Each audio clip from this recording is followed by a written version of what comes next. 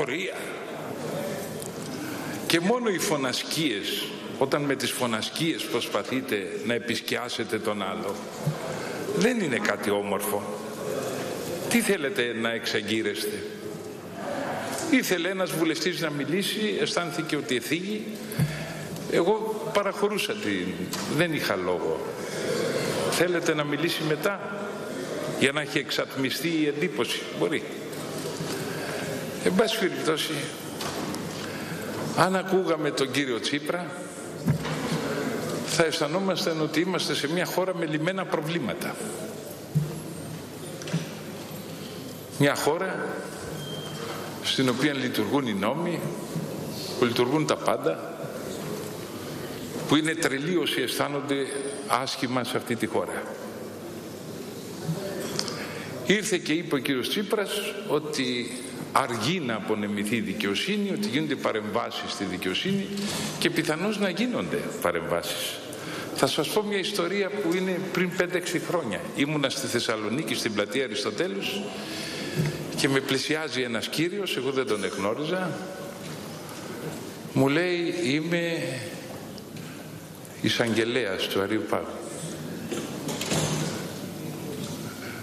Λέω, τι αρεοπαγίτης μάλλον είπε. Λέω, τι κάνετε εδώ? Λέει, με στείλανε για να ελέγξω κάποιους δικαστές για κακοδικία. Όταν υπάρχουν, λέει, υποθέσεις κακοδικίας, έρχομαι και τους ελέγχω. Και τώρα στη Θεσσαλονίκη ήρθα εγώ. Λέω, γίνονται κακοδικίες? Λέει, βέβαια γίνονται, και έρχομαι και παίρνω όλο το φάκελο και τον εξετάζω. Θα κάτσω 20 μέρες, μου λέει, κύριε Λεβέντη. Αδίκως, μου λέει, πασχίζεις. Υπάρχει μεγάλη σύψη. Του λέω, στο χώρο της δικαιοσύνης, από τον οποίο περιμένει, και μου το λες εσύ, ένας ανώτατος λειτουργός? Αδίκως, μου λέει, πασχίζεις, κύριε Λεβέντη. Και στη δικαιοσύνη υπάρχει σύψη. Αυτό είναι η πιο αδιάψευτη μαρτυρία, γιατί αυτός ο άνθρωπος ούτε το όνομά του καλά δεν μου είπε. Μετά με τα βίας μου το είπε, αφού τον πίεσα. Του λέω, όταν συνταξιοδοτηθείς να έρθεις λίγο να συζητήσουμε. Και μου περιέγραψε ορισμένα πράγματα, πιέσεις που ασκούνται στα ανώτερα κλιμάκια της δικαιοσύνης. Επομένως, σίγουρα υπάρχουν πιέσεις, ένθεν και ένθεν. Αυτό το καθεστώς έχει αμαρτίες από όλες τις πλευρές. Δεν είναι ότι η μία πλευρά φταίει μόνο ή η άλλη φταίει, όπως θέλετε να το παρουσιάσετε. Όταν καταλογίζετε οι νεοδημοκράτες στους Συριζέους κάποια πράγματα, λέτε αλήθεια. Όπως και όταν οι Συριζέοι καταλογίζετε στη Νέα Δημοκρατία, πάλι αλήθεια λέτε. Είναι ένα σάπιο καθεστώς. Αυτό είναι η Ελλάδα. Και εδώ αγωνίζεστε να μας πείσετε ότι όλα είναι αγγελικά πλασμένα.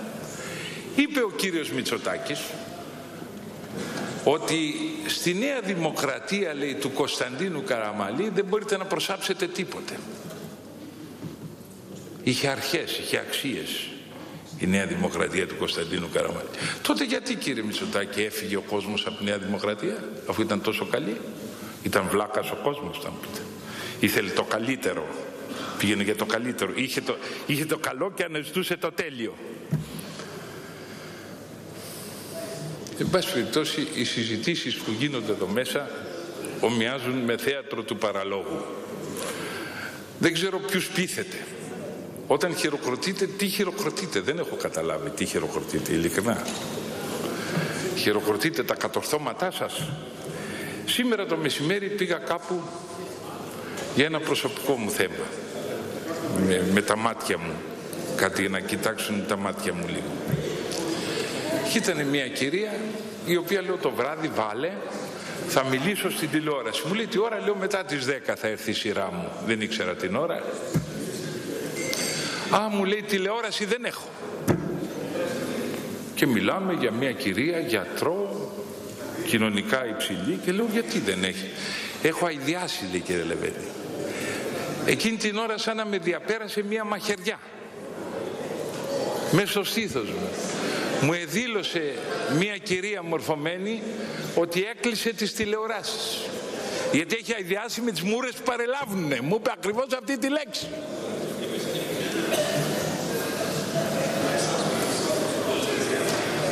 Ο κύριος Πρωθυπουργός δεν είναι εδώ, άφησε τον κύριο Κουρουμπλή και τον κύριο Βούτσι. Εξαίσιοι αμφότεροι και όλους εσάς. Να με ακούσετε εσείς. Ο κύριος Κουρουμπλής θέλει να φέρει, λέει, ένα σύστημα αναλογικό. Εγώ, κυρίες και κύριοι, γνωρίζω μόνο την απλή αναλογική, που θέλεις 50% σε μία ψήφο για να σχηματίσεις κυβέρνηση. Και γνωρίζω ότι της αριστεράς αυτό ήταν το ιδανικό. Ούτε αναλογικότερα συστήματα, ούτε κόψιμο περιφερειών. Αυτά είναι τερτύπια. Εγώ γνωρίζω μία απλή αναλογική, την οποία έχει προδώσει όλη η αίθουσα. Και ο Ανδρέας Παπανδρέου την είχε στην 3η Σεπτέμβρη και την πρόδωσε, όταν βρήκε τις χρυσές καρέκλες της δεξιάς. Και εσείς τώρα βέβαια τη γράφετε στα παλιά σας τα παπούτσια. Και βάζετε τον Κουρουμπλή να βγάλει το φίδι από την τρύπα. Να μας πείθει ότι αυτά που πάει να κάνει είναι απλή αναλογική. Δεν πειράζει. Ευτυχώς που δεν βλέπει ο άνθρωπος και δεν βλέπει τα έσχη που γίνονται.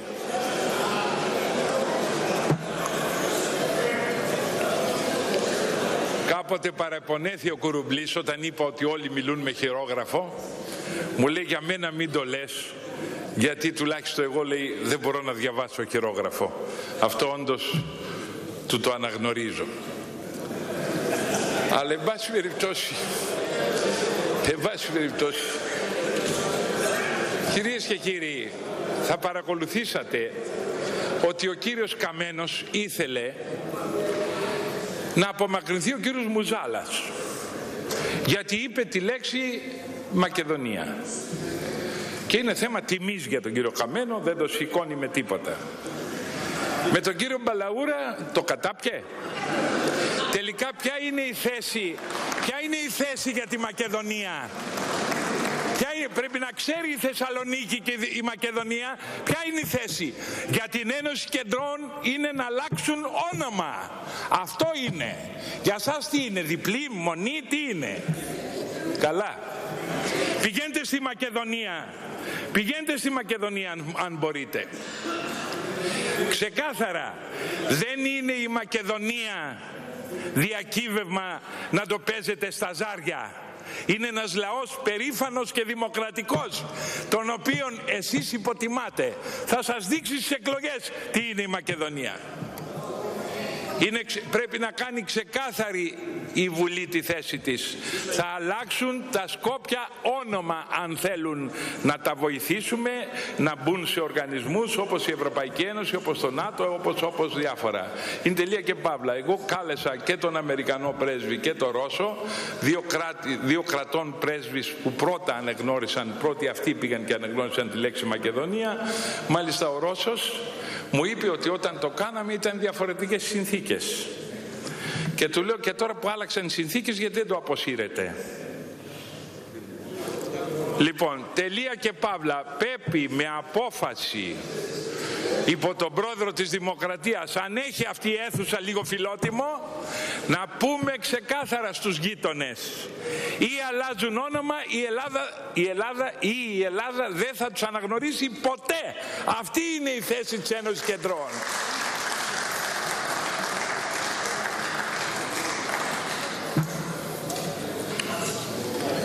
Μιλάτε για πάταξη της διαφθοράς, της φοροδιαφυγής. Τι εμποδίζει την κυβέρνηση να προχωρήσει? Δεν το αντιλαμβάνομαι. 15 μήνες είναι που είστε στην κυβέρνηση και δαπανάτε εβδομάδα, μήνα με το μήνα. Τι εμποδίζει την κυβέρνηση να προχωρήσει? Ποιες είναι οι δυσκολίες? Ο κύριος Νικολούδης, ο οποίος είπε ότι υπάρχουν δυσκολίες με την είσπραξη χρημάτων αυτών που έβγαλαν από το εξωτερικό, είναι δικό σας. Δεν τον εφέραμε εμείς.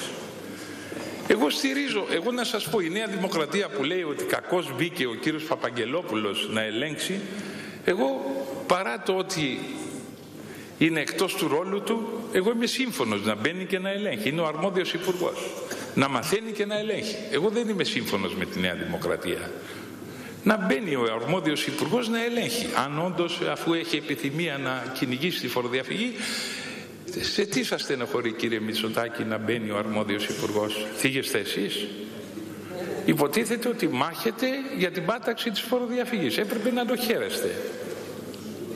Έτσι αισθάνομαι. Φοβήστε? Όχι, φαντάζομαι, έτσι. Στενοχωρείστε όταν μπαίνει ο αρμόδιος υπουργός. Σε τι δηλαδή είναι κακό? Αντίκειται στον νόμο? Αντίκειται στον νόμο? Ναι, αντίκειται στον νόμο. Αλλάχτε τον νόμο να μπορεί. Λέμε, αφού όλα τα καταφέρνετε ρε παιδιά, εδώ μέσα στην αίθουσα αυτή μπορείτε τα πάντα και ταχυδακτηλουργοί είστε. Είπατε ότι ο κύριος Σαμαράς άφησε ένα κράτος καλό. Ξέρετε πόσο καλό είναι το κράτος? Με ρώτησαν σε ένα ξένο σταθμό. Όταν λέει αν έμενε ο Σαμαράς και δεν γινόντουσαν εκλογές, το κράτος λέει θα ήταν καλό? Τους απάντησα, ούτε ένας επενδυτής δεν είχε έρθει. Πώς θα ήταν καλό το κράτος? Μην έχετε αυταπάτες, δεν πείθετε κι εσείς κανέναν. Έστω ένας δεν θα έχει έρθει? Ένας ολόκληρος Σαμαράς που έκατσε για μία διετία, που έλεγε ότι είμαστε έτοιμοι να βγούμε από τα μνημόνια και δεν είχε έρθει κουνούπι να επενδύσει. Κατηγορείτε τον κύριο Μάρδα ότι θα βρει στους πρόσφυγες λεφτά. Μα το νόμο αυτό τον είχε κάνει ο Σαμαράς με τον κύριο Βενιζέλο. Να βρίσκεται στους μετανάστες επενδυτές. Δικό σας νόμος ήταν. Γιατί στενοχωρείστε που το είπε ο Μάρδας? Ο Μάρδας μπορεί να ήταν λίγο επιπόλαιος και να νόμιζε ότι από εκεί είναι πακτολός. Και εντάξει, σε αυτό να υπερέβαλε. Αλλά ο νόμος περί έλευσης επενδύσεων μέσω μεταναστών είναι δικό σας νόμος, δική σας έμπνευση. Αν υπάρχει δηλαδή ανοησία, στο πυρήνα της ανοησίας συμμετέχετε. Να εξηγούμεθα. Ξέρετε, το τελευταίο διάστημα έχουν εξαπολύσει ένα κύμα λάσπης εναντίον μου. Και λένε, έγινε μια εκπομπή σε κάποιο τηλεοπτικό σταθμό, ότι εγώ είμαι γερμανόφιλος ή ότι εγώ στηρίζω τον Χριστοφοράκο. Βέβαια δεν με άφησαν εκεί να πω τις απόψεις μου, ήταν πολλοί δημοσιογράφοι, μου επετίθονται 4 δημοσιογράφοι.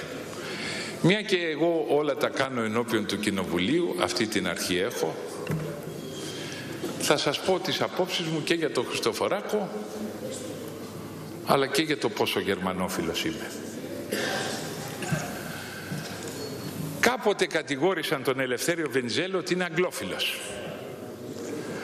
Και ο Ελευθέριος Βενιζέλος πήγε την Ελλάδα ως εκεί που είναι. Και είπε ο Βενιζέλος, ας με κατηγορούν ότι είμαι αγγλόφιλος, είμαι πιο Έλληνας από όλους. Απλώς θεωρώ ότι την περίοδο αυτή το συμφέρον της Ελλάδος είναι να είναι με την Αγγλία. Εγώ λοιπόν στην αίθουσα αυτή ξέρω ότι όλοι ταλαντευτήκατε γύρω από την Ευρώπη και το ευρώ. Η Νέα Δημοκρατία 2 χρόνια ήταν αντιμνημονιακή, μετά έγινε μνημονιακή και μετά τώρα έγινε ξανά αντιμνημονιακή. Ο Τσίπρας 6 χρόνια έβριζε τους Ευρωπαίους ότι έχει άλλες λύσεις. Εγώ τότε ήμουν έξω από τη Βουλή, αλλά στήριζα πάντα το ευρώ και την Ευρώπη. Ποτέ δεν ταλαντεύτηκα. Γιατί δεν ταλαντεύτηκα? Γιατί αισθανόμουν ότι το συμφέρον της Ελλάδος είναι με την Ευρώπη. Δεν υπήρχε δρόμος εκτός Ευρώπης. Ήταν τρέλα. Έτσι πιστεύω και το πιστεύω ακόμη. Και το λάθος που κάναμε το 2009, ότι κοιτάξαμε με κουτοπονηριές να παίρνουμε τις δόσεις κάθε φορά χωρίς να κάνουμε τις μεταρρυθμίσεις. Με κατηγορούσαν σήμερα στη Real FM, σε ένα ράδιο, ότι είπα ότι σε 2 μήνες μπορώ να βγάλω τη χώρα από το μνημόνιο. Δεν είπα αυτό. Εγώ είπα ότι αν υπάρξει μια κυβέρνηση σταθερή στο ευρώ και στην Ευρώπη, που ξεκινήσει τις μεταρρυθμίσεις σε όλα τα επίπεδα, μέσα σε 2 μήνες η χώρα θα έχει επανέλθει σε φυσιολογικούς ρυθμούς. Το πιστεύω αυτό. Και τώρα, αν φτιάξουμε αύριο μια κυβέρνηση ευρωπαϊκή που ξεκινήσει τις μεταρρυθμίσεις και πείσει τους ξένους ότι οι μεταρρυθμίσεις γίνονται σε όλα τα επίπεδα, αυτή η κυβέρνηση θα επαναφέρει τη χώρα σε φυσιολογικούς ρυθμούς. Γιατί είμαστε με άγχος, με αγωνία, με συνεχείς φόρους, με όλα αυτά? Γιατί κοιτάξαμε τις κουτοπονηριές. Να κοροϊδεύσουμε τους ξένους και τελικά κοροϊδεύαμε τους εαυτούς μας. Και τα πληρώνουμε διπλά, γιατί το ο λίγον λαμβάνει τελικώς καταλήγει να τα παίρνεις όλα και τα σόβρακα του άλλου. Να εξηγούμε. Δεν υπήρξε το θάρρος να πούμε την αλήθεια στο λαό. Ο κύριος Τσίπρας 6 χρόνια έλεγε ότι έχει άλλες λύσεις, ενώνει τον Νότο κατά του Βορρά, ότι θα τον φοβηθεί η Μέρκελ, και πήγε σε μια νύχτα στις 12 Ιουλίου και τα υπέγραψε όλα. Και τώρα τι κάνει ο κύριος Τσίπρας? Αυτή εδώ η συζήτηση πού αποβλέπει, νομίζετε? Όπως η σουπιά ρίχνει μελάνι για να θολώσει τα νερά, έτσι και ο κύριος Τσίπρας, επειδή είναι παραμονή φοβερών φόρων και φοβερών βαρών, προσπαθεί να συζητήσουμε ότι πατάσει τη διαπλοκή. Πατάσει τη διαπλοκή. Έχουμε άλλη δουλειά δηλαδή τώρα. Ας βάζουμε φόρους, ας πεθαίνουμε τον κόσμο στο κόψιμο συντάξεων, μισθών. Εμείς κυνηγάμε τη διαπλοκή. Κυνηγήστε τη λοιπόν. Ποιος σας εμποδίζει? Αποτελέσματα θέλει η κοινωνία. Κάντε το. Τι κλώθετε και μυρικάζετε περί τα αυτά? Τι κάνετε? Ο κόσμος κουράστηκε μαζί σας. Διερωτώνται κάποιοι γιατί επιμένω στη συνένεση. Ξέρετε, θα κουραστώ να επιμένω. Εγώ επιμένω γιατί θεωρώ ότι 6 χρόνια δεν έχει έρθει κανείς επενδυτής εδώ, διότι βλέπουμε μια κυβέρνηση με 153 έδρες, ετοιμόρροπη, και όλοι οι δημοσιογράφοι λένε ότι μερικοί βουλευτές μπορεί να μην ψηφίσουν τον Α ή τον Β νόμο. Ποιος επενδυτής θα έρθει εδώ υπό τις συνθήκες αυτές να επενδύσει?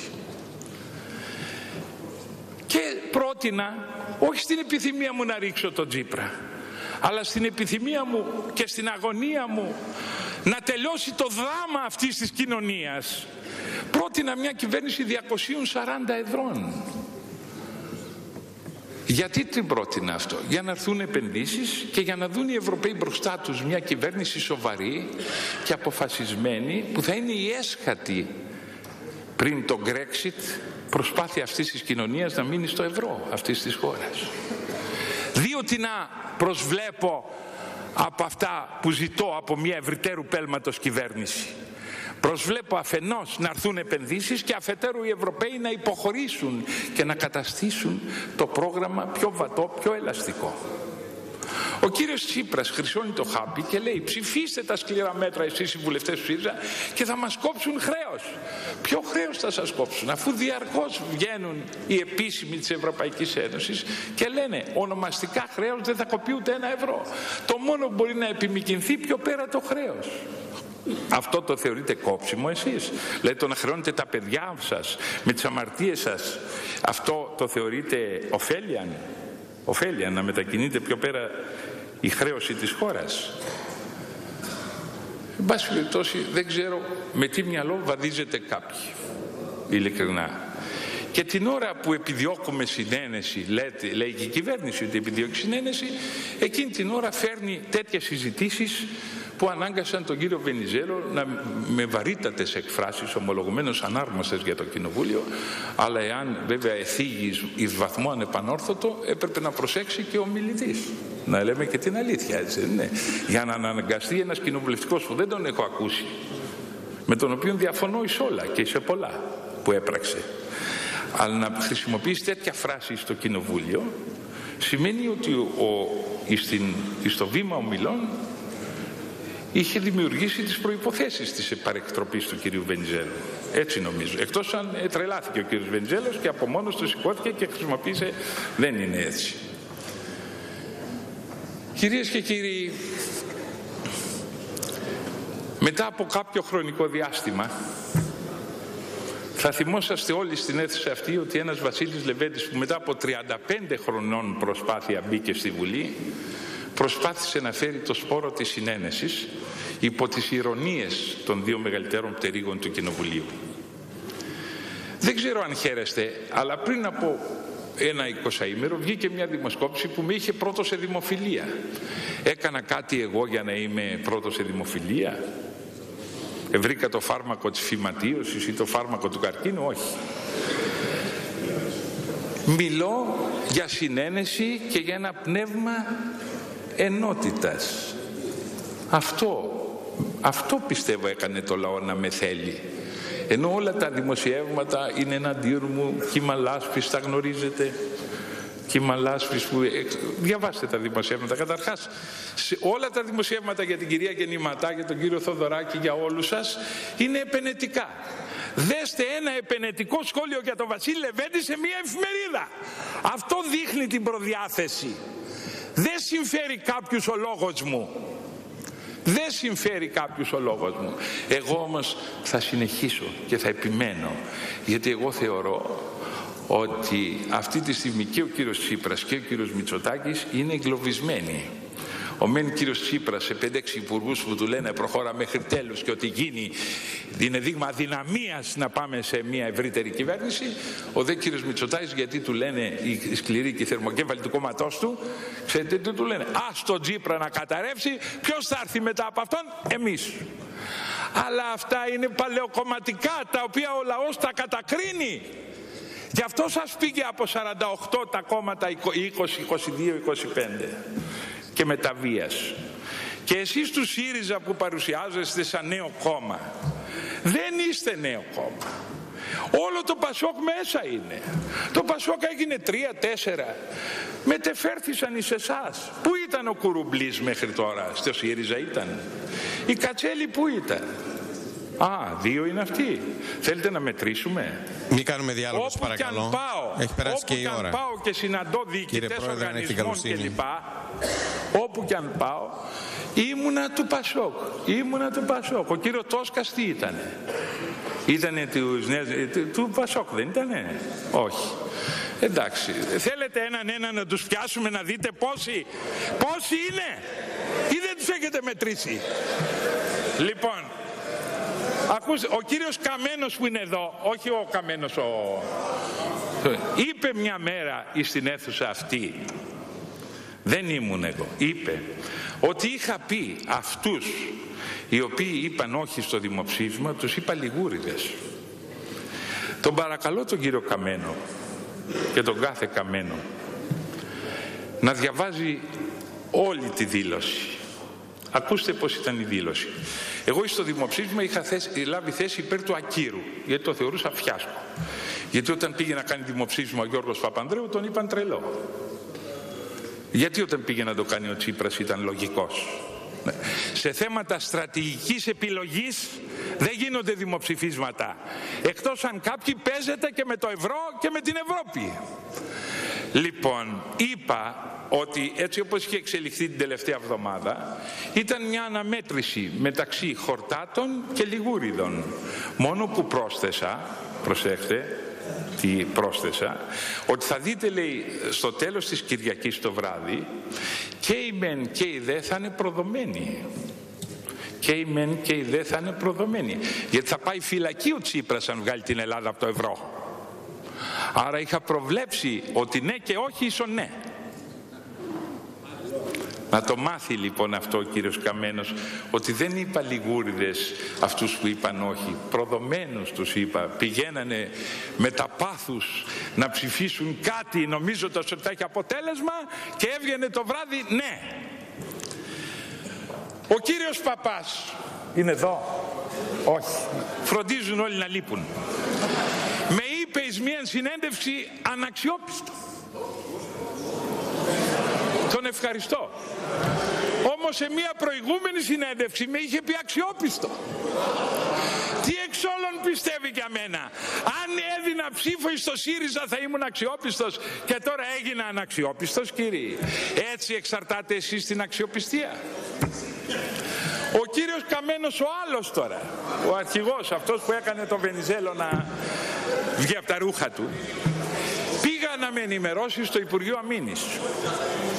Μου λέει κάναμε μια πολύ ωραία συμφωνία στο ΝΑΤΟ. Λέω για δείξε μου τι. Μου δείχνει τη συμφωνία ότι η Τουρκία θα μας στέλνει έναν και θα τη στέλνουμε άλλον έναν. Του λέω και περιμένεις η Τουρκία να το κάνει αυτό? Μου λέει τι εννοείται? Μου λέει το υπέγραψε. Έχει τιμήσει ποτέ την υπογραφή της η Τουρκία? Λέει τι εννοείται? Του λέω η Τουρκία προσδοκά κυρίως να πάρει λεφτά από την Ευρώπη πρώτον Και δεύτερον, να κάνει ότι μετέχει σε ευρωπαϊκές συμφωνίες. Με ποιο σκοπό? Να οδηγήσει την Ελλάδα στην αμφισβήτηση του Καστελόριζο ότι είναι δωδεκάνησα, στην αποστρατιωτικοποίηση των Δωδεκανήσων, στην μη αναγνώριση του Φύρ Αθηνών. Αυτά είναι της Τουρκίας οι επιθυμίες. Κάνει. Και θα σας πω μια παλιά ιστορία που μου είχε πει ο Γεώργιος Μαύρος, για σας τους δεξιούς. Δεν είναι παλιά. Πρόεδρε, είναι δυνατόν με αυτό ολοκληρώστε τη σκέψη σας? Γιώργιο Μαύρο, κάτι οφείλετε κι εσείς που είστε εκεί. Πρόεδρε, αν έχετε καλοσύνη. Ακούστε λοιπόν τι μου είπε. Πείτε την ιστορία και ολοκληρώστε τη σκέψη σας, παρακαλώ. Καταδικαστικά ψηφίσματα, σας άκουσα κύριε. Καταδικαστικά ψηφίσματα ο Γιώργιος Μαύρος κατά της Τουρκίας για την απόβαση στην Κύπρο το έτος 1974. Είχε πετύχει καταδικαστικά ψηφίσματα σαν αντιπρόεδρος της κυβέρνησης Εθνικής Ενότητας. Όταν έγιναν λοιπόν οι εκλογές και κέρδισε η Νέα Δημοκρατία και παρέδιδε το χαρτοφυλάκιο, ήταν αντιπρόεδρος και υπουργός εξωτερικών, πάει στον Καραμαλή τον πρόεδρο και του λέει: αυτά τα ψηφίσματα με τα πόνου και αίματος τα πέτυχα να καταδικάζουν την Τουρκία στο Συμβούλιο Ασφαλείας. Συμβούλιο Ασφαλείας ήταν και ο ΙΕ ήταν τότε, δεν ήταν Συμβούλιο της Ευρώπης. Λοιπόν, σας παρακαλώ, λέει, μην κάνετε ποτέ διμερείς επαφές με την Τουρκία, γιατί αυτό περιμένει η Τουρκία. Θα βάζετε τον ΟΗΕ να μιλάει με την Τουρκία, γιατί αν πάει η Ελλάδα να μιλήσει με την Τουρκία, πάνε χαμένα, καίγονται στο τζάκι αυτά τα ψηφίσματα. Αυτό περιμένει η Τουρκία για να θέσει επίσημα τις αξιώσεις της, για Αιγαίο, για Φύρ Αθηνών, για χωρικά ύδατα, για το ένα για το άλλο. Ο Καραμαλής του είπε εντάξει, αλλά αμέσως μετά πήγε σε διμερείς. Δεν άκουσε το Μαύρο και από τότε διονύζεται ένα έσχος. Το ίδιο έκανα υπό τον πρόεδρο της Δημοκρατίας προημερών. Του λέω του Τσίπρα, μην πας σε διμερείς συζητήσεις με την Τουρκία, ούτε για μέτρα οικοδόμησης εμπιστοσύνης. Η Τουρκία περιμένει αυτό για να νομιμοποιήσει τις αξιώσεις της και θα είναι μέγα λάθος. Είναι μάρτυρες όλοι οι αρχηγοί των κομμάτων ότι το είπα. Ο κύριος Τσίπρας πήγε στη Σμύρνη και άκουσε ότι το Καστελόριζο δεν είναι ελληνικό, είναι Ανατολική Μεσόγειος, ότι Φύρ Αθηνών δεν υπάρχει, όλα αυτά τα γνωστά, ότι πρέπει να αποστρατιωτικοποιηθούν τα Δωδεκάνησα. Είναι τεράστια η ευθύνη, κύριοι, της κυβέρνησης του κυρίου Τσίπρα για αυτό που πήγε σε διμερείς συζητήσεις με την Τουρκία. Η Τουρκία είναι θεωρεί πολύ βολικό το να διεξάγει ελληνοτουρκικές συζητήσεις. Προσέχτε το παρακαλώ αυτό. Ας μείνει αυτό. Πιστεύω ότι υπάρχουν και σοβαροί άνθρωποι στην κυβέρνηση. Δεν είναι όλοι όπως νομίζουν κάποιοι. Εγώ τουλάχιστον πάντα ακούω την κουβέντα. Είχα συζητήσει με τον Γιώργο Ράλη και ξέρετε τι μου είπε?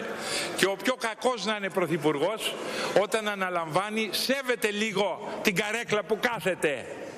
Σέβεται, ούτε τη χώρα προδίδει. Έτσι μου είχε πει ο Γιώργος Ράλης. Εν ονόματι λοιπόν αυτής της κουβέντας του Γιώργου Ράλη που όλος ο κόσμος αμφισβητεί, εγώ δέχομαι ότι στην κυβέρνηση